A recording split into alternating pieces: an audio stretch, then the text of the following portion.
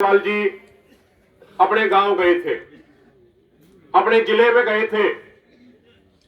उन्होंने अपने संगठन की मीटिंग ली और उसके बाद वो अपने बेटे और अपने पोते के साथ कचहरियों में गए और वहां उन्होंने अपने परिवार के सदस्यों से कहा कि मुझे नहीं पता मैं वापस आऊंगा या नहीं आऊंगा, मुझे नहीं मालूम कि मेरा पार्थिव शरीर आएगा या मैं वापस आऊंगा। इसीलिए उन्होंने अपनी सारी खेती योग्य जमीन, उनके पास जो लगभग 17.5 किले जमीन थी, वो उन्होंने अपने बेटे, अपने नूह और अपने पोते के नाम करा दी कि मुझे नहीं मालूम मैं आऊंगा या नहीं आऊंगा, अब आपको ही संभालना है। उस व्यक्ति ने इतनी बड़ी कुर्बानी दी हमारे और आपके लिए। यह घटना दिखाती है कि सरदार जगजीत सिंह डल्लेवाल जी मानसिक तौर पे तैयार हैं। वो आपके बच्चों के भविष्य को बचाने के लिए कोई भी कुर्बानी देने को तैयार है। और उन्होंने कल एक और बड़ी मिसाल पेश करी।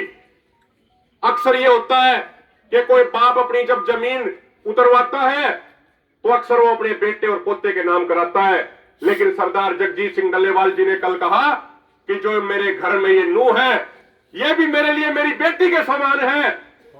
मैं अपनी जमीन इसके नाम भी कराऊंगा क्योंकि ये अपने हाथ से रोटी पका के मुझे खिलाती है, ये मेरी बेटी है। उन्होंने अपनी नूह के नाम भी जमीन करा। ऐसा उदाहरण आपने कहीं सुना नहीं होगा।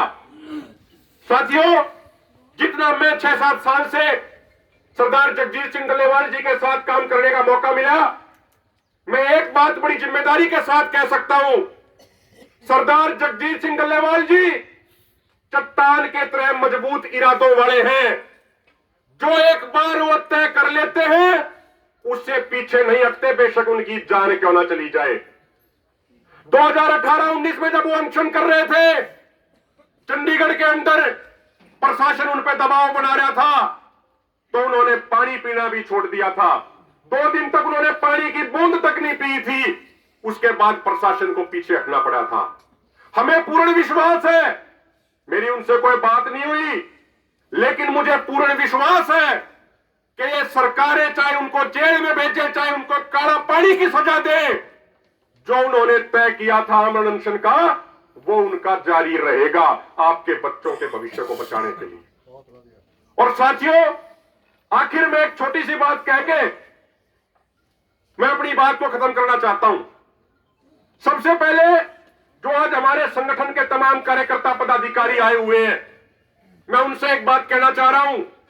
यह हमारी करो या मरो की लड़ाई है। जो हमारे संगठन ने सरदार जगजीत सिंह डल्लेवाल जी से वायदा किया था कि इतनी संगत हमारी परमानेंट रहेगी, आज हमारी उतनी संगत है नहीं। तो हमारे संगठन के तमाम कार्यकर्ताओं को काम और ज्यादा मेहनत करने की जरूरत है, और ज्यादा हमें काम करने की जरूरत है। यह ना हो कि हम 1 दिन आए, 2 दिन आए, फोटो खिंचवाया, वीडियो बनवाई, रील बनवाई और अपने घर को चले गए। इस तरीके से मोर्चे नहीं जीते जाएंगे। तो साथियों, जितनी हमारी ताकत है, पूरी ताकत लगा के यह मोर्चा लड़ना है, और उस परमात्मा के वाहिगुरु के आशीर्वाद से मोर्चा जरूर जीतेंगे। और इन तमाम राजनीतिक पार्टियों को भी अपने गिरेबान में झांकना चाहिए। कल 2:45 बजे उनकी ट्रॉली, उनके तंबू को तोड़ के उनको इस तरीके से गिरफ्तार करके लेके गए जैसे वो कोई बहुत बड़े अपराधी हो। उनको पजामा तक नहीं पहनने दिया, जूते तक नहीं पहनने दिए, चप्पल तक नहीं पहनने दी, पगड़ी तक नहीं बांधने दी।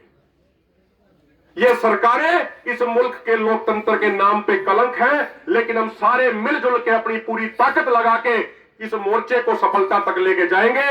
आपने मेरी बातों को सुना, बहुत बहुत धन्यवाद। वाहिगुरु जी का खालसा।